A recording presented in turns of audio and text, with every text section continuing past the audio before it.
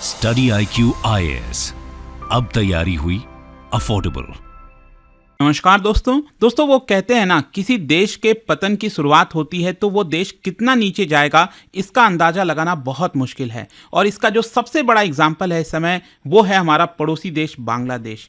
और सोच के देखिए, एक इस्कॉन जैसी संस्था को बैन करना, क्या आपको लगता है, आपने कभी सोचा भी नहीं होगा कि इस्कॉन जैसी संस्था को भी बैन करने की बात भी कही जाएगी, लेकिन बांग्लादेश के अंदर इसको बैन करने का प्रयास किया जा रहा है। ये आप देख सकते हो खबर, ISKCON a fundamentalist organisation Bangladesh tells court as plea seeks ban. तो यहां पर बांग्लादेश की सरकार ने खुद वहां के हाई कोर्ट में कहा है कि जो इस्कॉन है वो एक धार्मिक कट्टरपंथी संस्था है। सोचिए, ये खुद बांग्लादेश की सरकार कह रही है। तो कहीं ना कहीं यहां पर बैन करने की पूरी तैयारी चल रही है। तो चल क्या रहा है उसके बारे में आपको बताऊंगा। चलिए आगे बढ़ते हैं, लेकिन उससे पहले दोस्तों मैं आप सबको एक और चीज बता दूं कि इस समय स्टडी IQ पर सुपर सक्सेस सेल चल रहा है, जिसके तहत आप मैक्सिमम डिस्काउंट हमारे हर एक कोर्स पर ले सकते हो। बस आपको यूज करना है ये कोड अंकित लाइव, ताकि आप मैक्सिमम डिस्काउंट ले सकें। और इसका जो लिंक है वो कमेंट सेक्शन में दिया हुआ है। और इसके अलावा अगर आप MCQs अटेम्प्ट करना चाहते हैं तो मेरे इंस्टा पेज पर जा सकते हैं, वहां पर स्टोरीज में जितने भी MCQs हैं उसको भी आप अटेम्प्ट कर पाएंगे।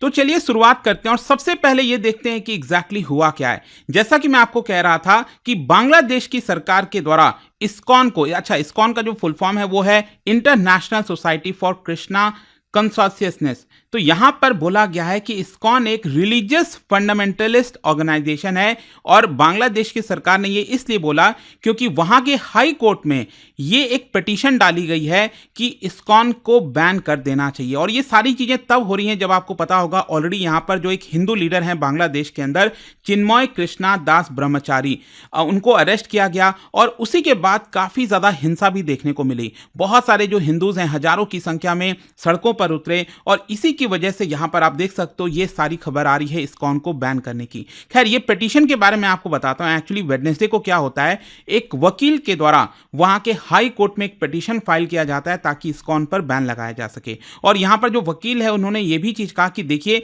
कैसे ये जो संस्था है उन्होंने यहां पर जानबूझकर डिस्टर्बेंस क्रिएट करने की कोशिश की है। एक्चुअली क्या हो रहा था कि यहां पर जो झड़प हो रही थी हिंदू मॉन्क्स और पुलिस के बीच में, उसी समय यहां पर एक जो असिस्टेंट पब्लिक प्रोसिक्यूटर हैं सैफुल इस्लाम, उनकी इस पूरे क्लैश में मृत्यु हो जाती है। और इसी की वजह से यहां पर बोला जा रहा है कि इस्कॉन के ऊपर बैन लगाना चाहिए। इनफैक्ट इस पूरी हियरिंग के दौरान हाई कोर्ट ने बांग्लादेश की सरकार से पूछा और उनसे जानने की कोशिश की कि आखिरकार ये जो इस्कॉन है वो बांग्लादेश में कैसे आया, कैसे एस्टैब्लिश किया गया।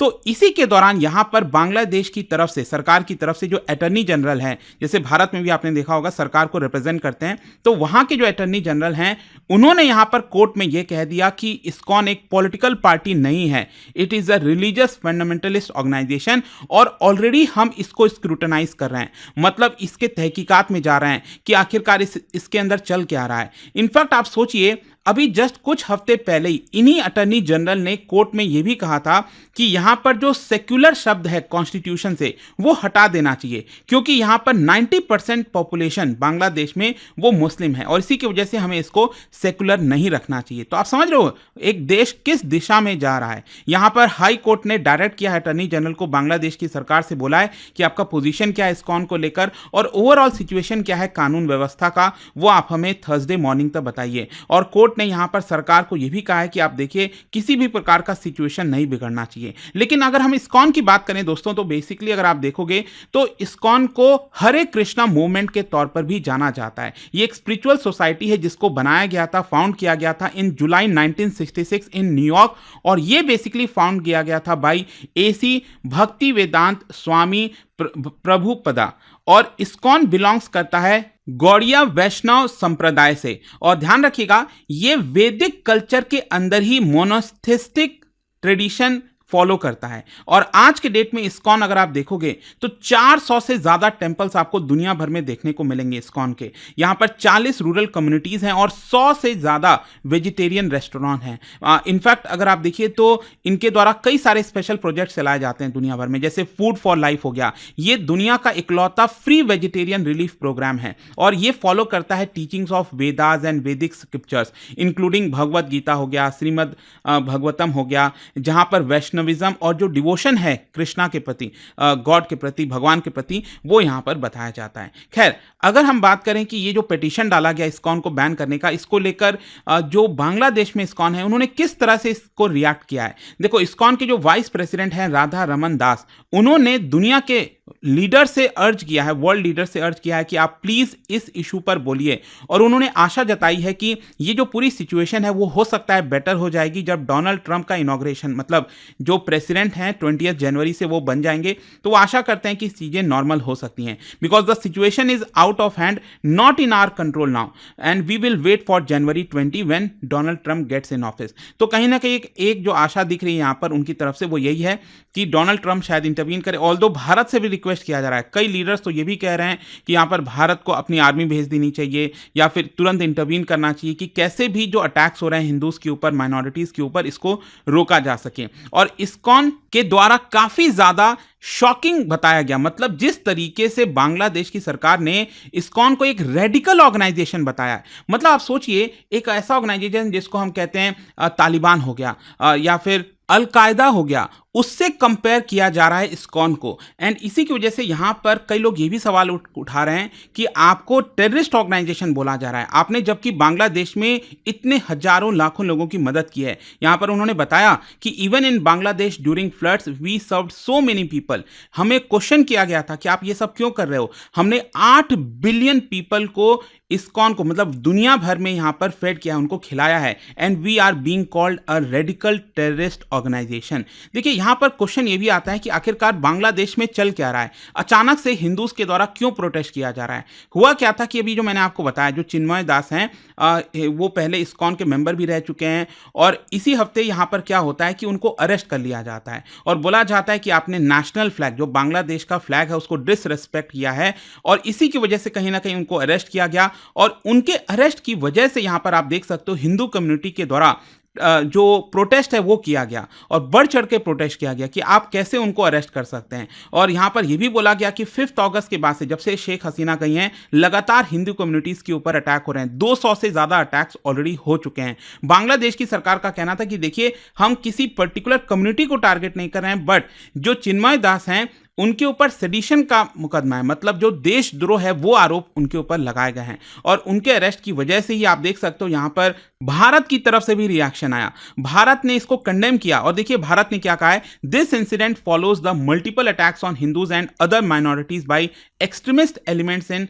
बांग्लादेश। ये भारत के मिनिस्ट्री ऑफ एक्सटर्नल अफेयर्स के द्वारा बोला गया है। इनफैक्ट आप देख सकते हो, ये जो प्रोटेस्ट चल रहा था उसी दौरान बांग्लादेश में लगभग 3 मंदिरों के ऊपर अटैक किया जाता है। यहां पर आप देख पाएंगे जो चिटगांग है, उनके 3 टेंपल, जैसे लोकनाथ टेंपल हो गया, मनसा माता टेंपल हो गया, काली माता टेंपल हो गया, वहां पर अटैक्स किए गए। और ओवरऑल यही बोला जा रहा है कि हिंदूज के लिए जो स्पेस है बांग्लादेश के अंदर वो लगातार कम होती जा रही है।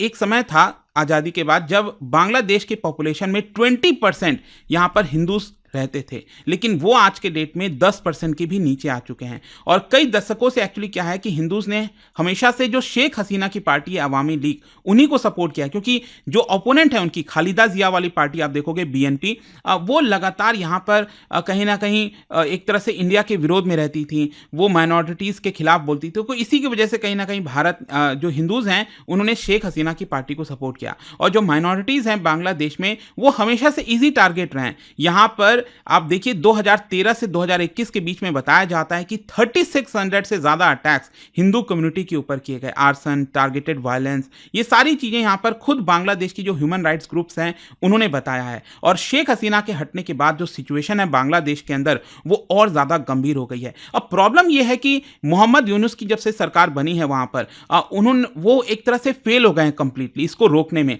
ऑल्दो उनके द्वारा बड़े बड़े भाषण दिए जा रहे थे स्टार्टिंग में कि यहां पर हम इस तरह की कोई चीजें नहीं होने देंगे, लेकिन जब से ये अटैक हुआ अगर आप देखोगे तो मोहम्मद यूनुस ने इस पूरे रिपोर्ट्स को डाउन प्ले किया है और कहा है कि इस तरह के जो अटैक्स हैं हिंदूज के ऊपर वो थोड़े बहुत ही देखने को मिले हैं, ज्यादा कुछ है नहीं। और यहां पर जानबूझकर जो आंकड़ा है उसको बढ़ चढ़कर बताया जा रहा है। अभी इनफैक्ट रिसेंटली टेलीविजन पर भी उन्होंने एड्रेस दिया था और उसमें उन्होंने अपने गवर्नमेंट से पूरा जो मामला है उसको हटाने की कोशिश की और कहा कि जानबूझकर इसका पॉलिटिकल मोटिव जोड़कर देखा जा रहा है। तो आई होप कि आपको समझ में आ गया होगा कि पूरा मामला है क्या। And that it is very shocking कि यहाँ पर इस्कॉन को बैन करने की बात कही जा रही है। आपका क्या सोचना है इसको लेकर कमेंट्स में जरूर बताइएगा। लेकिन जाने से पहले एक इंटरेस्टिंग क्वेश्चन, क्या बता सकते हो जो थियरी ऑफ पुष्टि मार्ग है ये किसके द्वारा दिया गया था? ये 4 ऑप्शन में से आपको बताना है। इसका राइट आंसर आप सबको पता है, मेरे इंस्टाग्राम पर तो मिलेगा ही, वहां पर अगर आप नहीं, कोई बात नहीं, टेलीग्राम से ले सकते हैं इसका सही उत्तर। मैं कई सारे जो एमसीक्यूज हैं वो यहाँ पर स्टोरीज में डालता रहता हूँ।